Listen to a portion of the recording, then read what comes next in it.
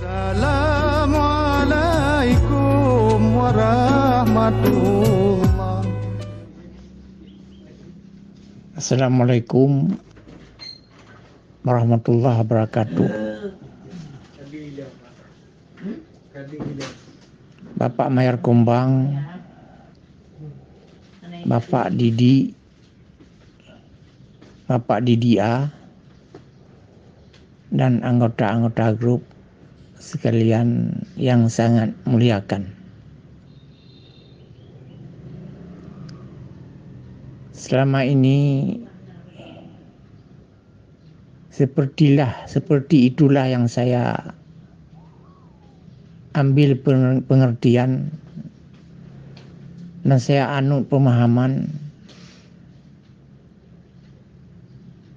seperti di YouTube yang tersebut di atas kita saksikan bersama sekarang. Bersaksi dan menyaksikan itu sangat berbeda. Alatnya saja berbeda. Kalau bersaksi, alatnya adalah mulut. Kalau menyaksikan, alatnya adalah mata. Bersaksi bisa di mana saja. Sedangkan menyaksikan jelas harus ada di tempat kejadian perkara. Jadi, seseorang itu baru boleh bersaksi dengan mulutnya apabila dia menyaksikan dengan matanya. Siapapun yang tidak menyaksikan dengan matanya, tentu saja tidak boleh bersaksi dengan mulutnya, karena mulut pasti akan berkata bohong.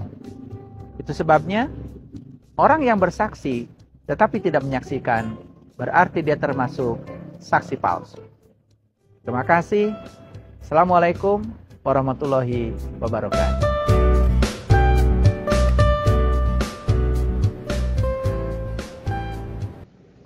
Artinya bersaksi dengan mulut harus disaksikan dengan dua mata telanjang atau dua mata yang memang jelas persoalan. Itu bersaksi yang saya ambil dari pengertian dan saya anut dalam pemahaman saya sekarang.